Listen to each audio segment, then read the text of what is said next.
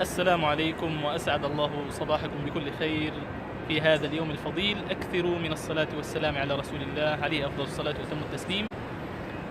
زي ما شايفين الآن إن شاء الله منطلقين إلى مكة المكرمة لأداء شعائر العمرة بحول الله وقوته. والشيء الجديد، نحن الآن في محطة الحرمين الشريفين، محطة قطار الحرمين الشريفين. إن شاء الله حتكون طلعتنا الآن، واليوم حنضرب عصفورين بحجر واحد. بس نخلص العمرة إن شاء الله. الشيخ محمود حيختم على يد القرآن الكريم بالسند المتصل إلى رسول الله عليه الصلاة والسلام، وحتكون الختمة إن شاء الله من أمام الكعبة المشرفة بحول الله وقوته، وحنعطيه السند بإذن الله هناك. حياك الله يا شيخ محمود. الله يحييك يا شيخي، وجزاك الله عنك الله يبارك فيك. إن شاء الله حتكون رحلة سعيدة، وحنصور لكم بعض اللقطات. الحمد لله الآن وصلنا داخل القطار، جنبي الشيخ محمود. حياك الله. الله يحييك. موقعنا استراتيجي، ما في أحد خلفنا، اي والله كلهم أمامنا. هذا منظر القطار من الداخل، ما شاء الله تبارك الله.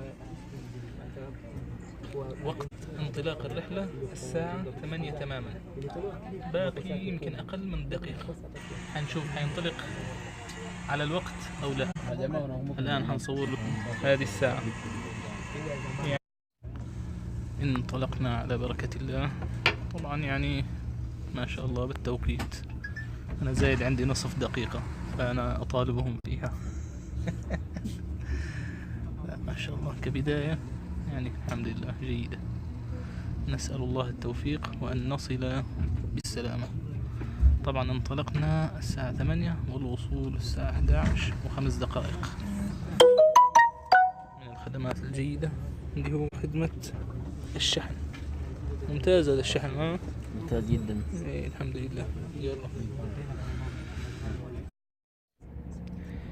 بحمد الله وصلنا إلى محطة مدينة الملك عبد الله الاقتصادية، وقطعنا المسافة بحوالي ساعة ونصف حتى وصلنا إلى المكان، يعني تقريبا 9:30 وصلنا إلى هذه المحطة، وجلسنا فيها حوالي 5 دقائق إلى 7 دقائق، ثم استأنفنا الرحلة إلى مكة بحول الله وقوته.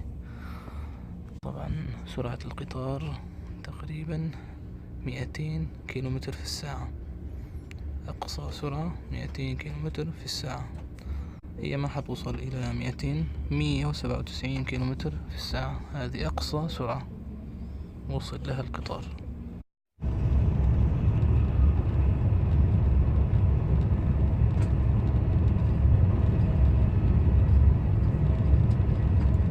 السرعة 196 كيلومتر في الساعة.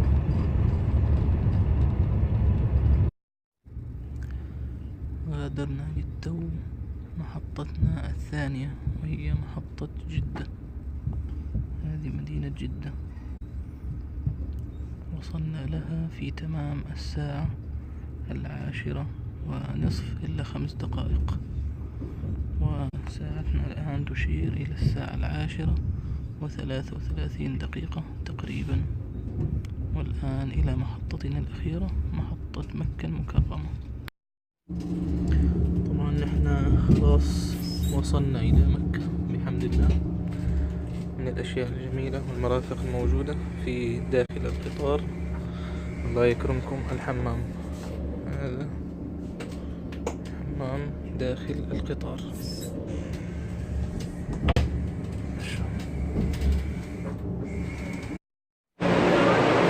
السلام عليكم الشيخ محمود، الحمد لله على السلامة. وصلنا إلى مكة عقبال لما نخلص العمرة ونرجع على المدينة إن شاء الله. يلا الآن بحمد الله وصلنا الساعة 11:10 دقائق، باقي على صلاة الجمعة تقريبا ساعة و10 دقائق. يلا خلينا نلحق الحرم. من الإحسان الموجود في محطة قطار الحرمين الشريفين، شايفين هذه النقاط، هذه كلها للمكفوفين عشان يعرفوا الطريق. ما شاء الله تبارك الله، جزاهم الله خير. طبعا بحمد الله هذا هو الحرم. بعد أن تصل إلى محطة قطار الحرمين اللي في مكة حتقطع تذكرة ذهاب وعودة في الباصات ب6 ريال ذهاب وعودة، يا بلاش، يوديك إلى الحرم بعدين في الرجعة ترجع بنفس التذكرة. ويأبى الله إلا ما يريد. العسكري منعنا من الدخول إلى مكة بحجة التكدس والازدحام، مع أنه دخل في نفس اللحظة دخل عدة باصات، لكن الحمد لله قدر الله ما شاء فعل. هنصلي الجمعة في هذا المسجد. كانت النية أنه نصلي في الحرم، لكن الحمد لله على كل حال.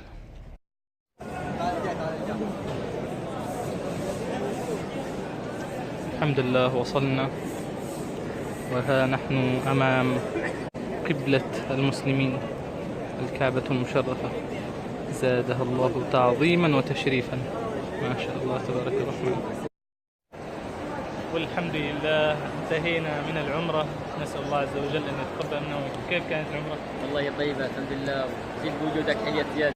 كان يوما شاقا بالفعل، كمان مع الصيام والتعب، نسأل الله الإخلاص يعني. نعم نسأل الله. يلا خلينا نشوف الآن سفرة ولا شيء شغلة عشان نفطر، وإن شاء الله حنصور لكم الختمة اليوم مع الشيخ، خلاص باقي له جزء بسيط، حنصور لكم مقطع بسيط والختمة كاملة إن شاء الله حننزلها على اليوتيوب على القناة بإذن الله تعالى. جنات عدن تجري من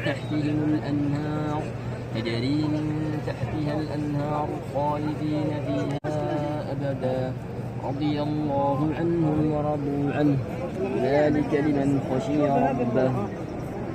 بسم الله الرحمن الرحيم. إذا زلزلت الأرض زلزالها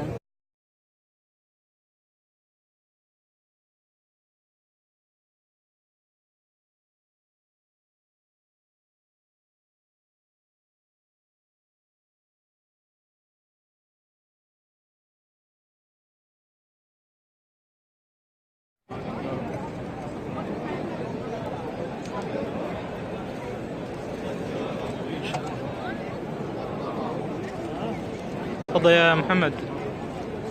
جزاك الله. جزاك الله خير. والحمد لله رحلتنا إلى مكة المكرمة شارفت على الانتهاء. الآن إن شاء الله متوجهين إلى محطة قطار الحرمين الشريفين للعودة إلى المدينة المنورة. حقيم تجربتنا بهذه الرحلة وبالقطار. طبعا الرحلة نوعا ما مفيدة وطيبة واستفدنا منها، لكن بالنسبة لي لو خيرت اني اروح بالقطار او بالسيارة حاختار اكيد السيارة لعدة اسباب، من ضمنها الراحة.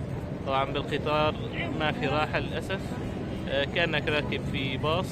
بالنسبة للتوقيت تقريبا فرق التوقيت ساعة واحدة، يعني بالسيارة ممكن 4 ساعات إلى 4 ساعات ونصف، بالقطار 3 ساعات و5 دقائق، فتقريبا التوقيت متقارب.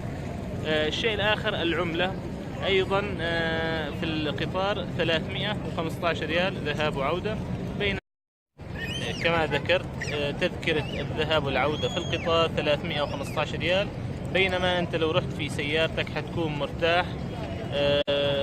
البترول حيكلفك تقريبا 100 ريال ذهاب وعودة، وحتكون زي ما ذكرت مرتاح. يعني حتى قضية انك تحب تسمع شيء بالمسجل تبعك تستطيع انك تسمع وتاخذ راحتك، بينما في القطار حيكون الوضع مختلف نوعا ما.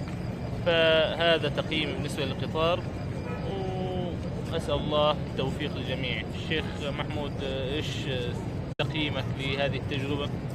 والله تقييمي مثل ما ذكرت أنت بالضبط يا شيخ محمد. كذا أنت يعني توافقني في الرأي. نعم. يلا خلينا